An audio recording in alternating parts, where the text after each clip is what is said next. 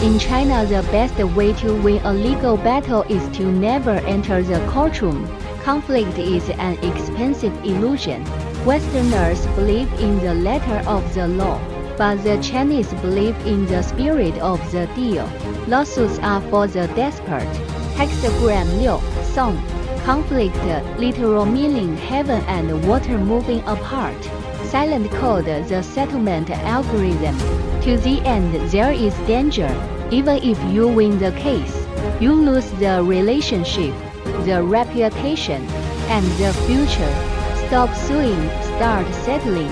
Let us decode why stopping in the middle is the only true victory in a land of guanxi. Imagine stepping into, like, a really high-stakes boardroom.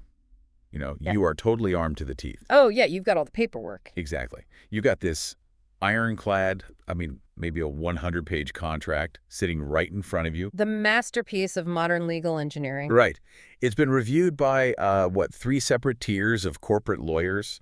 You are absolutely confident that the law is completely on your side. The terms are locked down. The penalties for a breach are severe. Yeah, and you feel like you have essentially checkmated the people sitting across the table before the meeting even actually begins. Right. But then, somewhere around maybe hour 2 of the negotiations, you slowly start to realize something kind of terrifying. That the document is useless. Yeah. That thick, beautiful, incredibly expensive document in your hands. It is completely, utterly worthless. And, well, it's not worthless because the people across the table from you are, criminals trying to break the rules. No, not at all. It's worthless because they are operating on an entirely different set of rules altogether. It really is the ultimate strategic nightmare. You show up prepared to play this highly aggressive game of chess, and you realize the other side is playing Go. Oh, that's a great way to put it. Right. The board looks somewhat similar. There are pieces moving around, but the objective, the mechanics, the very philosophy of the game, they're all fundamentally, radically different. Yeah. And the scary part is, in the world of global business or international relations, or honestly, even just basic human conflict, this exact scenario happens every single day. Every day. People are out there wielding contracts like swords, totally not realizing the other side doesn't even recognize the concept of a sword. Welcome to the Deep Dive, everyone. Today, our mission is to completely dissect the anatomy of conflict, the mechanics of negotiation, and, well, what we are calling the illusion of absolute victory. It's a huge topic. It really is. And we are pulling from an incredibly diverse stack of sources for this analysis today. We're crossing ancient Eastern philosophy with modern behavioral economics. In international corporate law. Yeah, and even FBI hostage negotiation tactics, all to figure out why winning an argument or, winning a massive lawsuit might actually be the absolute worst thing you could do for your long-term survival. Because we're exploring this massive cultural and strategic debate today. Right. On one side, we have what we're calling the litigator mindset. This is the perspective where contracts are ironclad, rights are absolute, rules are rigid, and, conflicts are zero-sum games that you just have to win. Total victory. Right. And on the other side, we have the mediator mindset. This is where relationships, the whole concept of social capital, and the vital importance of saving face rule the day. And honestly, the contrast between those two mindsets is basically the engine of almost every major misunderstanding in global business today. Okay, let's unpack this. Because why should you, the listener, care about this? Well, whether you are navigating a complex corporate merger across international borders or trying to deal with a deeply frustrating contractor who's currently remodeling your kitchen and running like 3 weeks behind. Which is always stressful. Oh, absolutely. Or honestly, just trying to survive a heated argument with your partner. Your ego and your obsession with winning are probably costing you dearly. They usually do. So today, we're going to learn the strategic, highly calculated prudence of stopping halfway. To understand how to effectively resolve a conflict, or, well, better yet, how to avoid being destroyed by one, we first have to really understand how that conflict forms at a molecular level. Right. You cannot dismantle a bomb if you don't understand the circuitry that triggers it, Yeah, you can know how it's wired. Exactly. And that brings us to this brilliant diagnostic tool from our sources that is actually over 3 millennia old. The I-Ching. Yes, the I-Ching. I love that we're starting here. Yeah. The I-Ching, the ancient Chinese book of changes. Specifically, our sources point us to Hexagram 6. Hexagram 6. And in the text, this hexagram is called song, which translates directly to conflict Or in some translations, I think it's the lawsuit. Let's break down the visual imagery of this hexagram because it perfectly illustrates the root cause of every dispute. What's fascinating here is the visual metaphor. It's what makes this so powerful. The I-Ching uses these natural elemental forces to describe human psychology and social dynamics. Right, so a hexagram is simply a symbol made of two three-line symbols. Trigrams. Yeah, trigrams stacked on top of each other. And in hexagram 6, the top trigram represents heaven, or the sky. The bottom trigram represents water. And if you just think about the basic physics of those two elements in nature, you immediately see the problem. Because heaven, the sky, the atmosphere, naturally moves upward. Right, It expands out and up, away from the earth. Yeah, it ascends. And water, by its very nature, flows downward. It is completely bound by gravity. It seeks the lowest possible point. So they are completely stacked on top of each other at the start, occupying the same space, yet their intrinsic natures basically compel them to move in diametrically opposite directions. Heaven and water moving apart. Exactly. The text of the I-Ching explicitly states, heaven and water go their opposite ways. The image of conflict. It is the perfect, terrifying metaphor for a dispute where misaligned goals were just totally ignored at the very beginning. That's such a striking image. Right. The tension isn't just that two parties are fighting over a specific, microscopic detail. It's that their fundamental trajectories, their core motivations are completely divergent. That reframes the entire concept of an argument for me. Yeah. The I-Ching is basically telling us that a lawsuit or a massive fight doesn't just spontaneously explode out of nowhere because someone made a mistake. No, it doesn't. It is the inevitable, almost mathematical result of two forces, whether that's two people or two giant corporations, that started out sitting at the exact same table, but fundamentally had opposed intentions and directions that they never bothered to reconcile.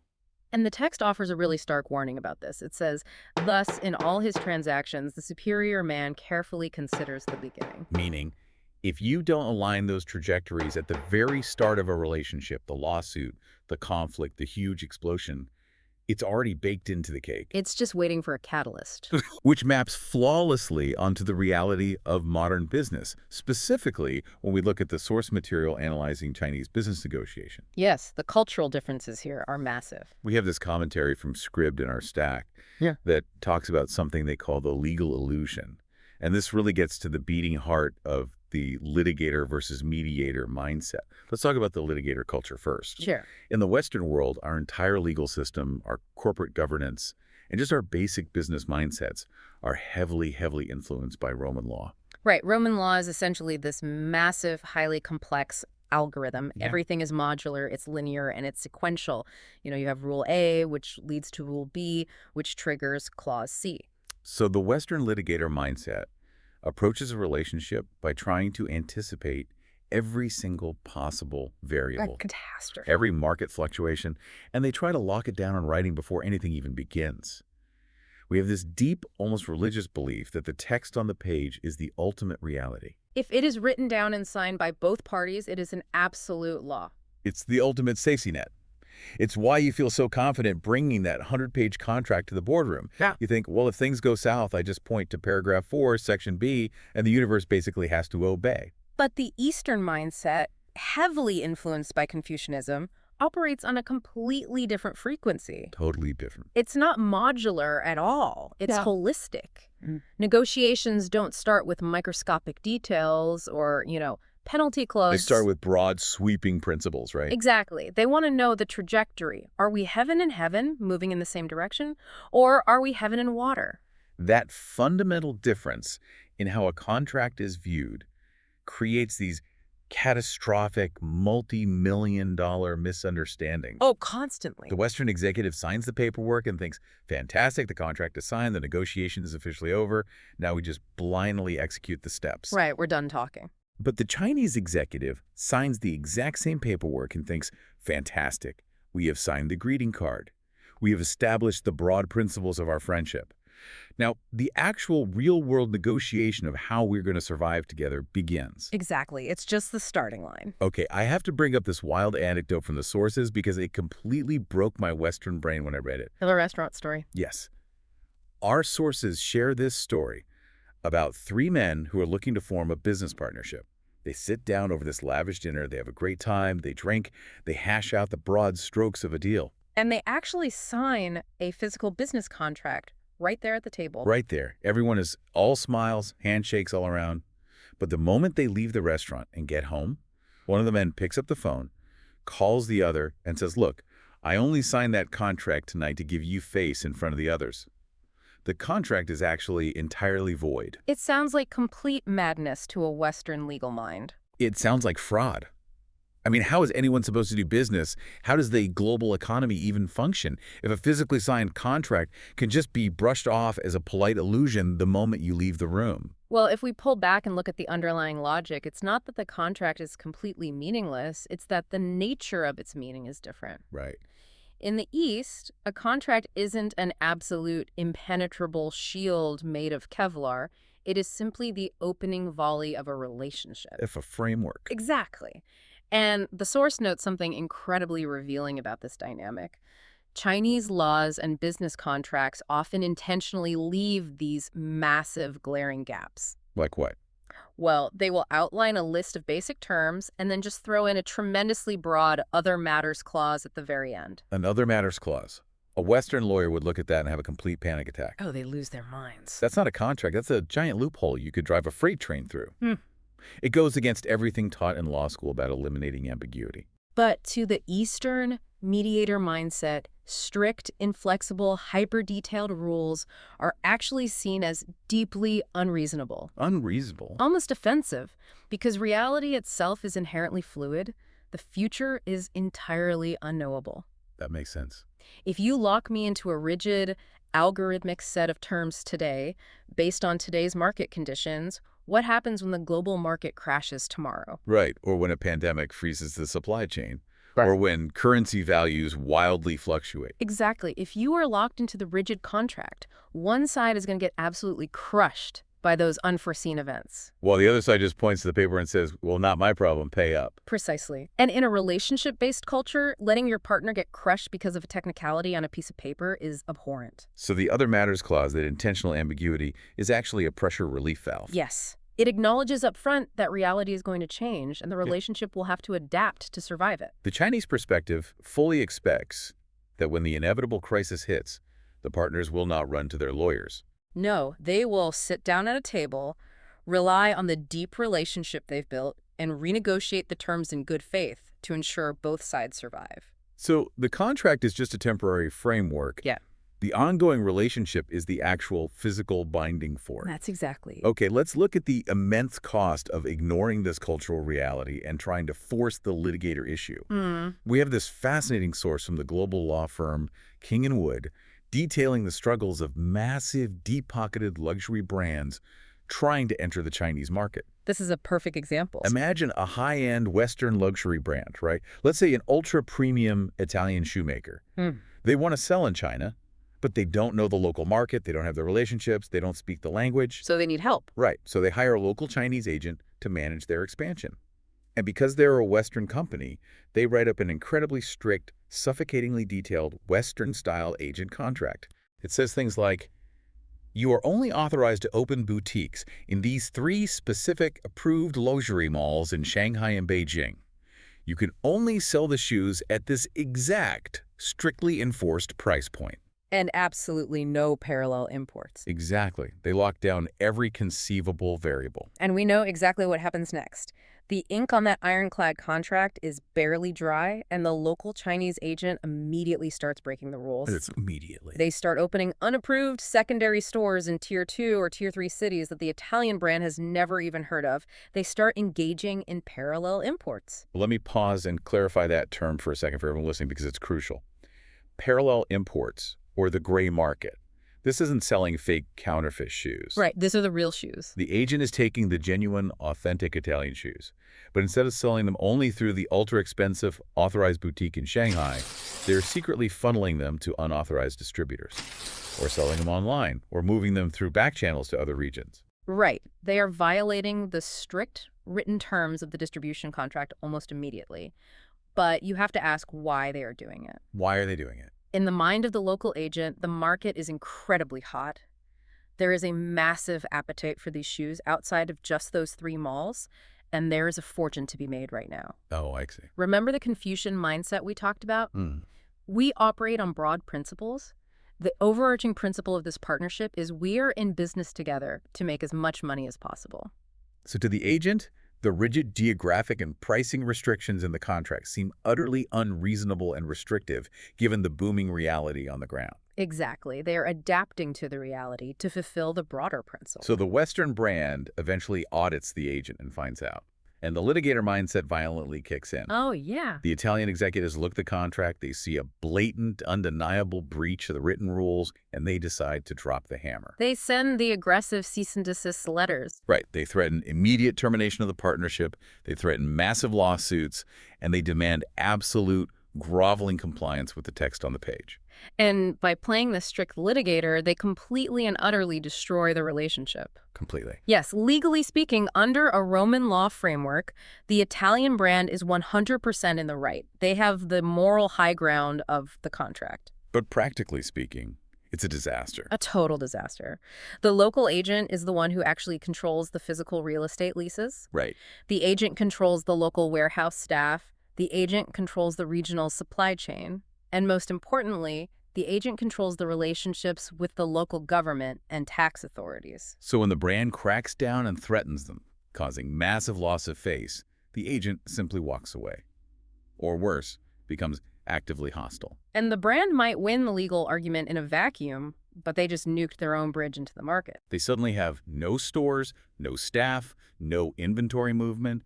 Their sales plummet to zero overnight, and they have to start from scratch, which could take a decade. Heaven and water moved apart. The trajectories were misaligned from day one. The brand is left holding a very legally accurate, beautifully drafted, completely worthless piece of paper. It really makes you wonder, if a signed document doesn't actually enforce the deal, what physically prevents someone from just walking away? This is where our Western brains really short-circuit.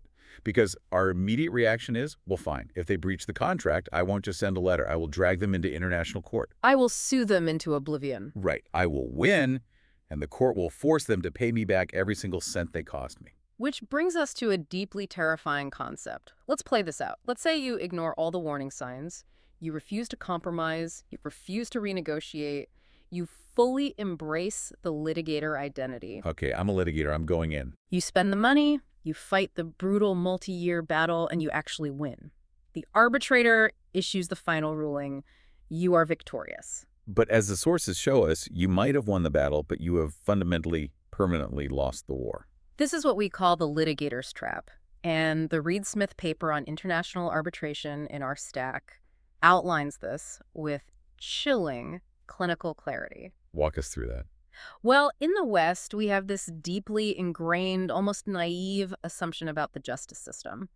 We think, if I get a legal award, if the judge or the arbitrator bangs the gavel and says I'm owed $10 million, it means I am actually going to get a check for $10 million. You assume the system will magically enforce the paper. But the Reed-Smith source details the terrifying reality of what they call the Pyrrhic victory. A victory gained at such an apocalyptic cost that it essentially amounts to a defeat. Or, as they bluntly refer to it in the cynical world of international arbitration, the dud award. Oh. Walk us through how a dud award happens. So you spend 3 years in international arbitration. You spend millions of dollars flying a team of elite corporate lawyers to Paris or Singapore. You argue the microscopic nuances of the contract for months. It's exhausting. You finally get that beautiful, legally binding piece of paper from the arbitration tribunal saying you definitively, unequivocally won. And then nothing. Because the loser simply refuses to pay. It's that simple. They look at the award and they ignore it. And because this is international business, enforcing that award across borders is a complete nightmare. Oh, a total nightmare. The losing company might have seen the loss coming months in advance, so they quietly transferred all their liquid assets into offshore shell companies. Yeah. Or they might intentionally bankrupt the specific undercapitalized corporate entity that you actually sued. Leaving you with a legally bulletproof claim against a hollow, empty shell that has $0 in its bank account. Exactly. The award is legally binding, but practically, physically unenforceable. So you have a theoretical $10 million on paper, but in reality, you are actually negative $2 million in legal fees. It is the purest definition of a Pyrrhic victory. And the extreme lengths to which aggressive litigators have to go just to prevent this scenario from happening are, frankly, insane. The Reed Smith source talks about a legal maneuver called the Morava Injunction. This sounds like something out of a geopolitical espionage thriller. Doesn't it? The source literally describes it as the nuclear weapon of English commercial law. It's a worldwide freezing order. And the mechanics of it show just how broken the trust is. To get a Morava injunction, you have to go to a judge entirely in secret, an ex parte hearing. Because if you tell them, Exactly. You cannot tell your opponent you are doing this, because if you do, they will move the money immediately. so you had to convince the judge to instantly, globally freeze every single bank account, property, and asset your opponent has anywhere in the world, just to paralyze them so they can't hide their money before the arbitration is even finished. If you need to deploy a secret global nuclear legal weapon just to ensure the contract you both happily signed is actually honored, the fundamental system of trust is entirely broken. You aren't doing business anymore. You are fighting a covert war. And this raises a profound question about human nature, which, astonishingly, the I-Ching answered 3,000 years ago. Let's go back to Hexagram 6. The very top line of the hexagram, line 6, describes the ultimate, final outcome of a brutal, litigious zero-sum victory. The tide reads, even if by chance a leather belt is bestowed on one, by the end of a morning it will have been snatched away 3 times. Let's decode that. A leather belt, what are we actually talking about here? Well, in ancient China, a highly decorated leather belt wasn't just a functional item holding up your garments, it was a massive symbol of official rank. Right. It was a status symbol, bestowed directly by the ruler or the emperor. It is the ancient equivalent of the arbitration award. It's the legal victory, the public declaration that you won the lawsuit, the validation that you are right and they are wrong. Exactly. You fought the lawsuit, you crushed your opponent, and the emperor handed you the leather belt in front of everyone. But the I-Ching warns that a prize won through aggressive litigation and zero-sum conflict is inherently, hopelessly unstable. It says, to win a case and receive a belt is not worthy of respect. Why?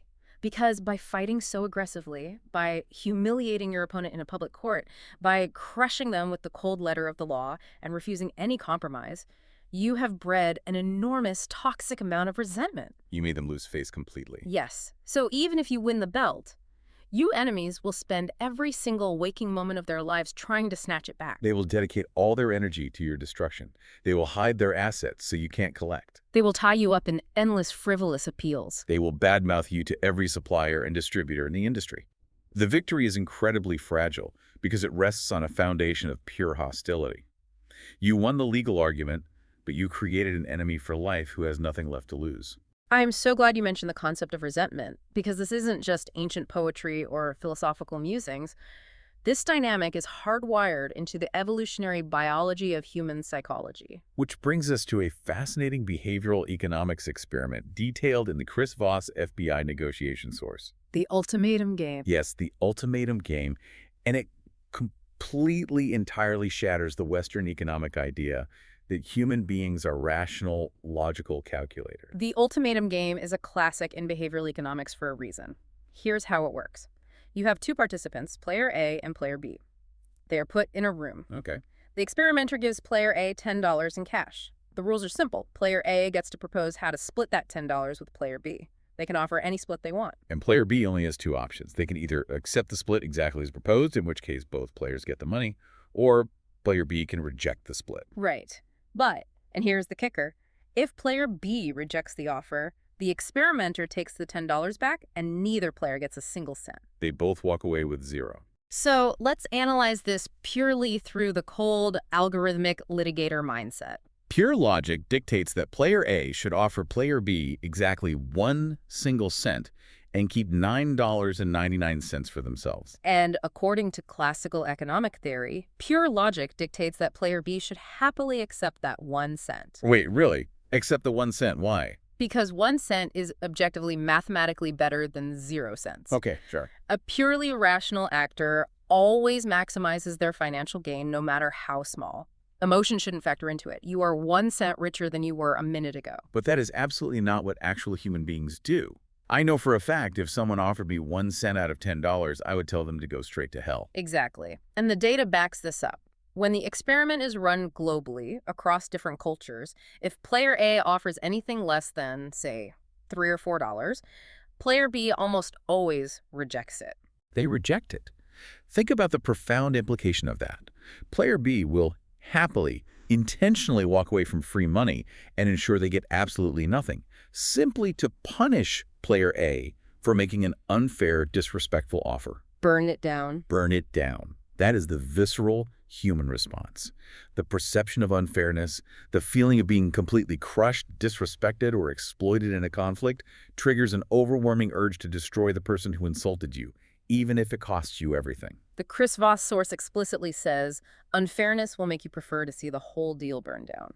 And the litigator mindset, using a rigid contract to squeeze every last drop of blood out of the other side just because you legally can, triggers this exact burn-it-down response. You might have the legal right to take $9.99, but if you actually try to take it, the other side will flip the table, hide the assets, and salt the earth. The multi-million-dollar dud award we talked about is literally just the corporate version of rejecting the 1 cent. This is a perfect pivot point. Because if contracts can be an illusion, and if relying entirely on courts and litigation is a dangerous trap that leads to Pyrrhic victories and scorched earth retaliation, how on earth do you actually protect yourself? Right. Whether you are doing business in Shanghai or just trying to navigate a complex partnership at home, if you cannot build your armor out of legal clauses and threats, what do you build it out of? You build it out of social capital. You build it out of deep, resilient human relationships. And this brings us to what we are calling the mediator's armor, the profound Eastern concepts of Guangxi and Mianzi. Let's start by unpacking Guangxi. We have this extensive, highly detailed World Bank report on corporate governance in China, and they dedicate a massive portion of their analysis to this single word. In the West, we hear the word Guangxi, and we lazily translate it as networking. Right. We think, oh, I have good Guangxi. We're connected on LinkedIn. We grabbed a coffee at a conference last year. Which is a complete fundamental misunderstanding of the depth of the concept. Totally. The World Bank source clarifies that Guangxi is infinitely more profound than Western networking. It is an intricate, complex, lifelong web of deep interpersonal bonds.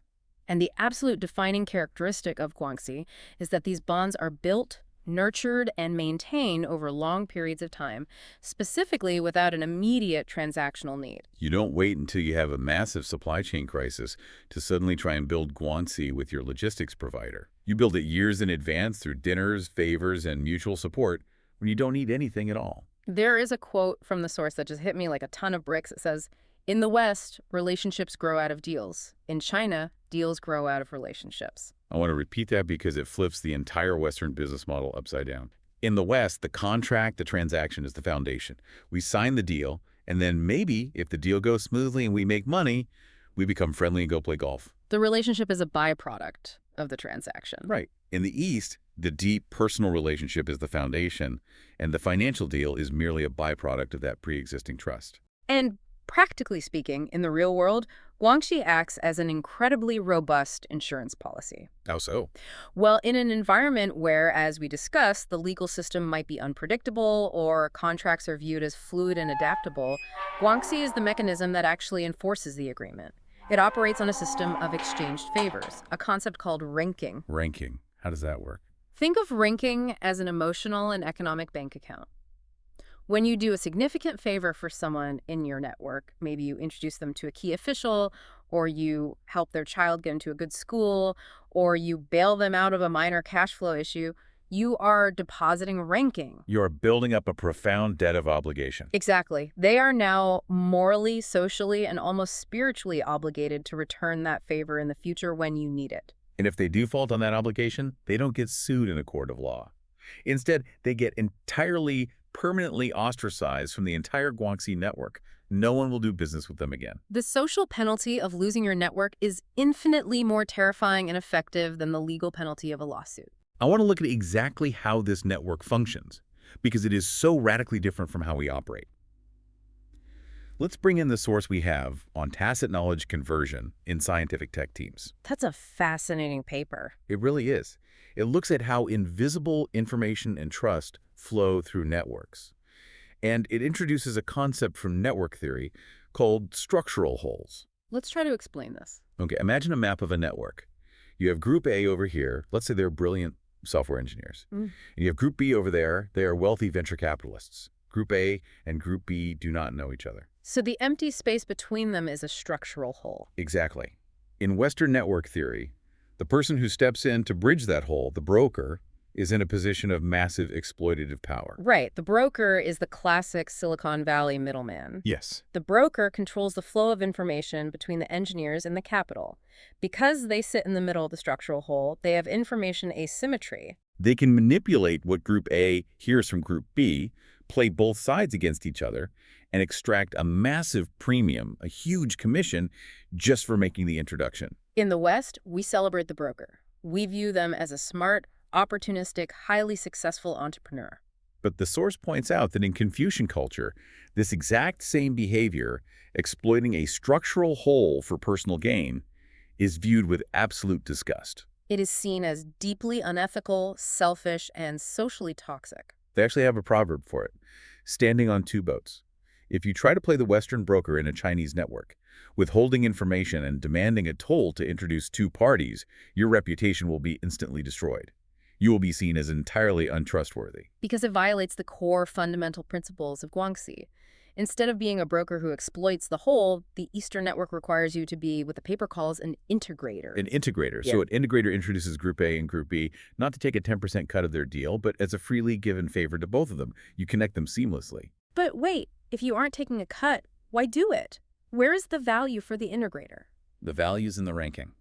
By freely making the connection, you invest your favorite capital. You build massive, deep trust with both the engineers and the venture capitalists. Furthermore, you increase the collective intelligence and capability of your entire overarching network. You aren't extracting a short-term cash toll. You are building long-term, compounding social wealth that will pay dividends in ways you can't even predict yet. The network becomes stronger, and you become the trusted heart of it. Okay, so that is Guangxi, the network of favors. The other half of this mediator's armor is Mianzi, commonly translated as face. We hear about saving face all the time, but the World Bank report makes it clear that Mianzi is not just about vanity or ego or looking cool. Not at all. Mianzi is a hard, tangible social currency. It is the glue that maintains social stability, hierarchy, and respect. In this system, you have to actively give face to others. You have to save your own face. And above all else, you must avoid causing anyone else to lose face. And this profoundly, deeply impacts how conflict is handled, even at the highest, most sophisticated levels of corporate governance. Take a typical Asian corporate boardroom. If a hotshot Western investor walks into that boardroom for the first time, they might be utterly shocked by what they see. Definitely. The CEO proposes a new, massive strategic initiative, and everyone around the table politely nods. There is rarely, if ever, any public disagreement.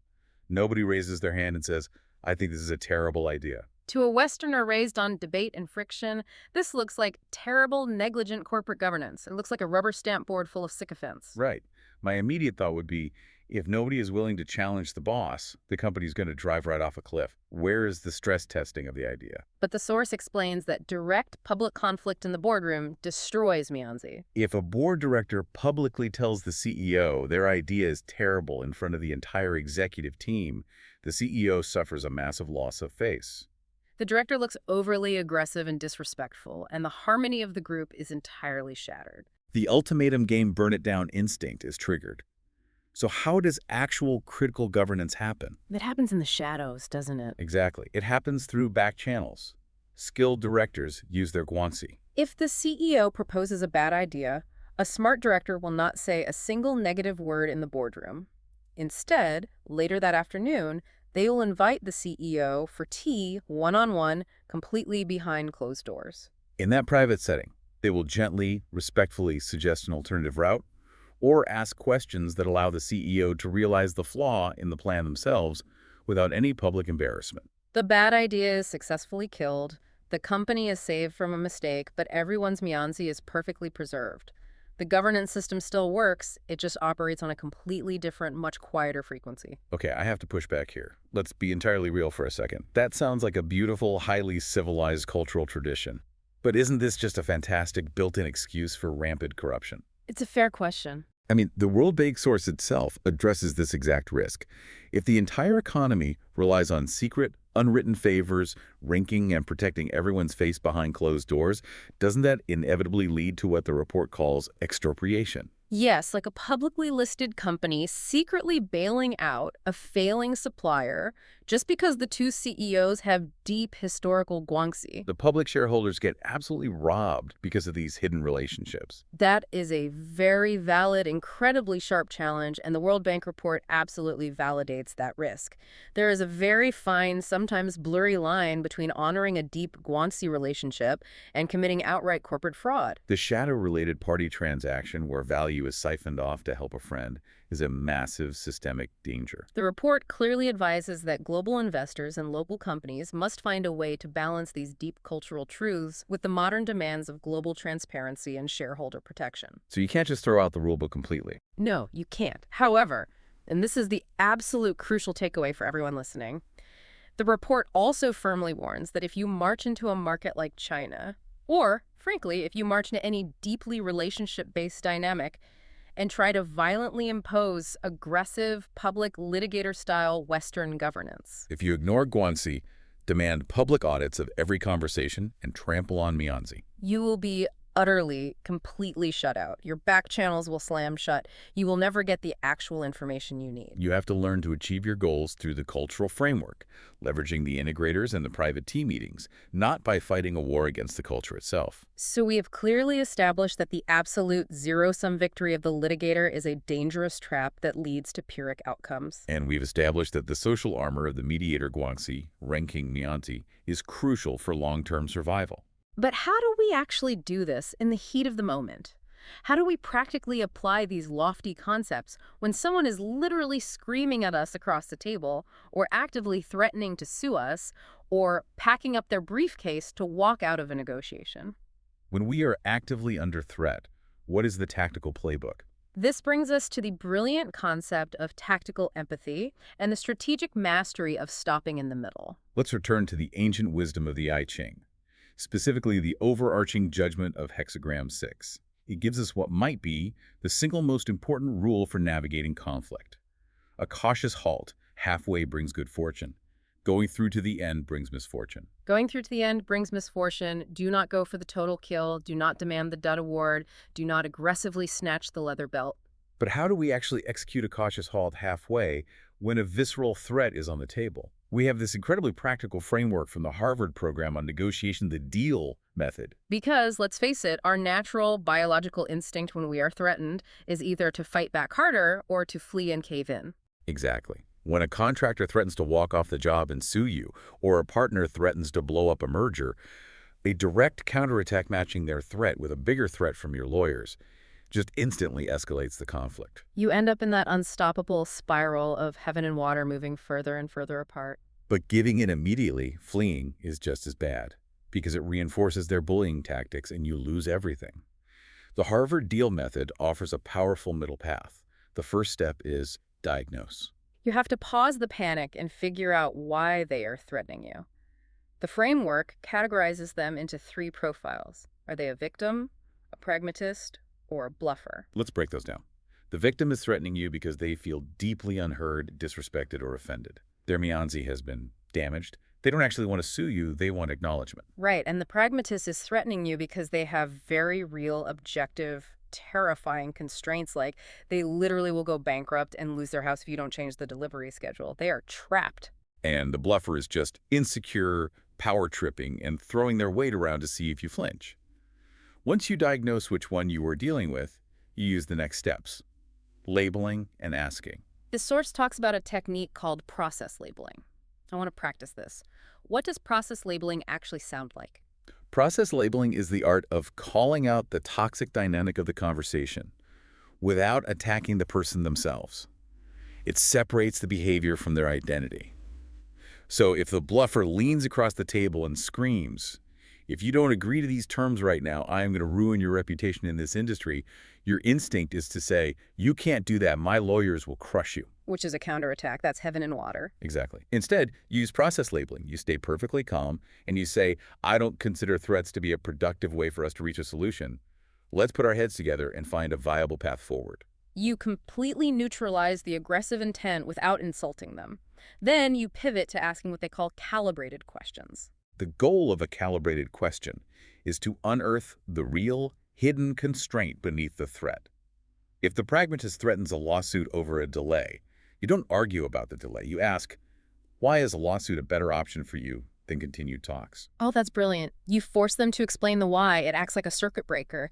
It moves their brain out of the emotional attack mode, the amygdala, and forces them into logical problem-solving mode, the prefrontal cortex. And this connects absolutely perfectly to the Chris Voss source, the FBI hostage negotiation tactics, because calibrated questions are all about giving the illusion of control to your opponent. Voss points out something so profoundly counterintuitive about negotiation, something that goes against every sales seminar ever taught. You actually do not want the other person to say yes right away. Wait, really? Every sales training I've ever seen is built on getting the client to say yes, the yes ladder. You ask obvious questions. Do you like saving money? Yes. Do you want a better product? Yes. Will you sign here? Yes. You build momentum. Voss argues that is a massive trap. When you force someone into a yes, especially early in a tense negotiation, it makes them incredibly defensive. Because they feel manipulated. Right. They aren't stupid. They feel like they're being cornered. They feel like you are setting a rhetorical trap for them, and they are just waiting for the catch. It builds invisible resentment. Instead, Voss says you should actively, intentionally guide them to say no. Guiding them to say no. Because saying no makes people feel safe. Yes. It gives them a feeling of power and control over the situation. It protects their boundaries. Yeah. And when we tie this back to the Eastern philosophy, allowing them to say no is a way of protecting their mianzi, their face. Exactly. Instead of asking a high-pressure question like, do you agree to this new timeline? Which puts massive pressure on them to submit and say yes, you flip it. You ask, would you be against looking at a slightly different timeline? It's a subtle linguistic shift, but it changes everything. They get to say, no, I'm not against it. They feel entirely in control. They haven't committed to anything binding, but you have successfully advanced the negotiation. It is verbal martial arts. You are using their own defensive energy to move the conversation forward. Voss also talks about a technique called mirroring. This is so incredibly simple, but so shockingly effective. Mirroring is just repeating the last 3 or 4 words of their sentence, but with an upward inquisitive inflection like a question. So imagine a colleague comes up to you, furious, and says, I cannot do this financial report.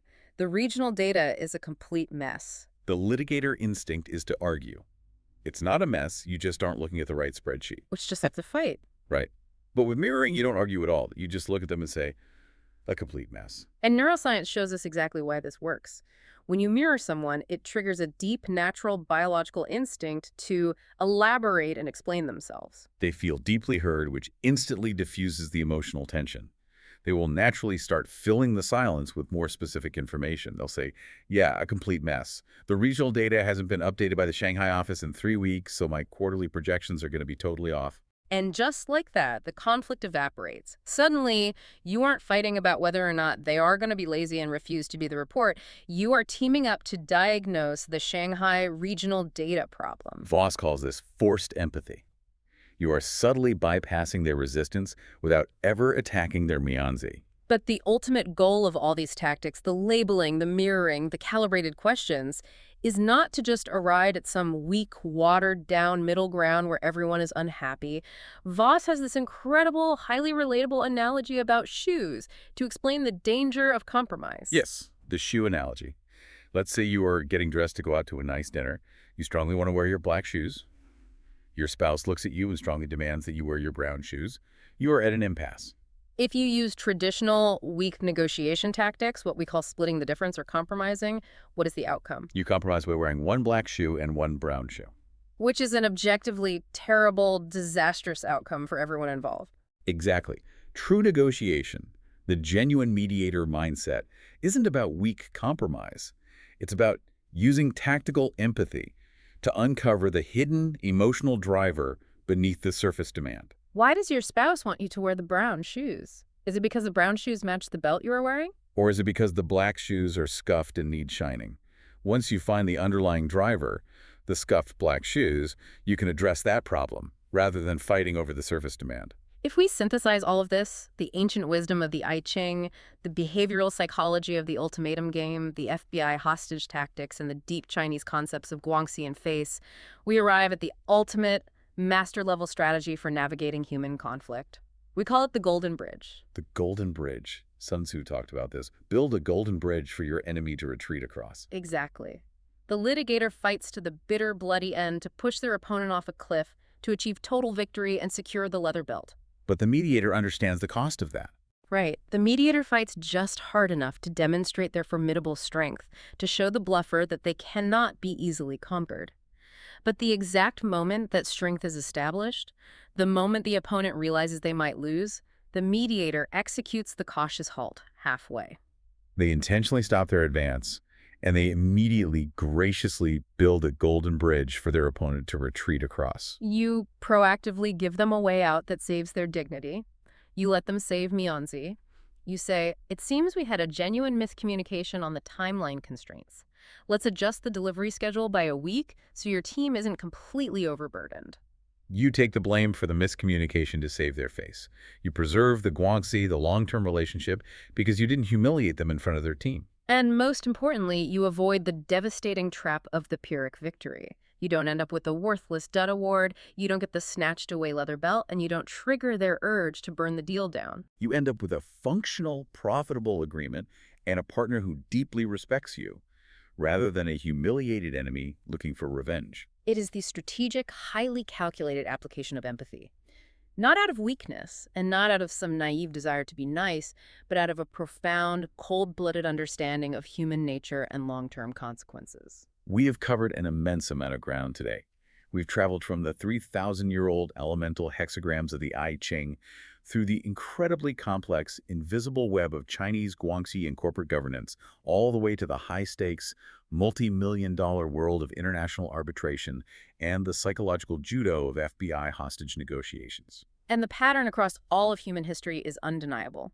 The litigator who relies solely on the cold, hard text of a contract, who demands absolute submission and total zero-sum victory, is very often left holding a completely worthless piece of paper while their world burns down around them. But the mediator, the one who truly understands the hidden currents of relationships, the volatile psychology of ego, and the vital life-saving importance of preserving face, they are the ones who actually protect their true long-term interests. It's so true. So, what does this all mean for you?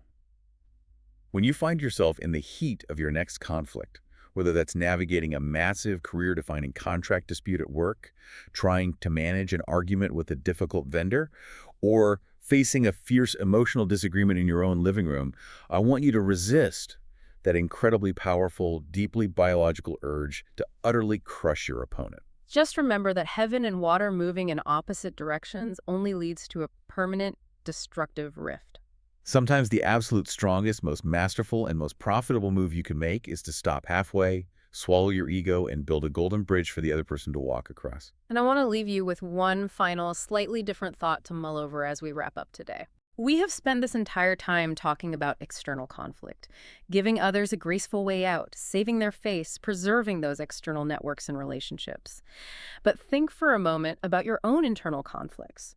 Think about those difficult moments when your mind fiercely, ambitiously wants one thing, but your body, your energy levels, or your life circumstances demand something entirely different. That's a great point. In those private moments, are you acting as a brutal, unforgiving litigator against yourself? Are you demanding absolute perfection, enforcing rigid rules, and relentlessly beating yourself up when you inevitably fail to meet an impossible standard? What would happen if you applied the concepts of Guangxi and Mionzi to your own internal dialogue? What if you offered yourself a little grace, protected your own internal dignity, and allowed yourself a cautious halt halfway? It really makes you wonder, if you wouldn't bring an ironclad 100-page contract to a dinner with a good friend, why do you keep bringing one to the relationship you have with yourself?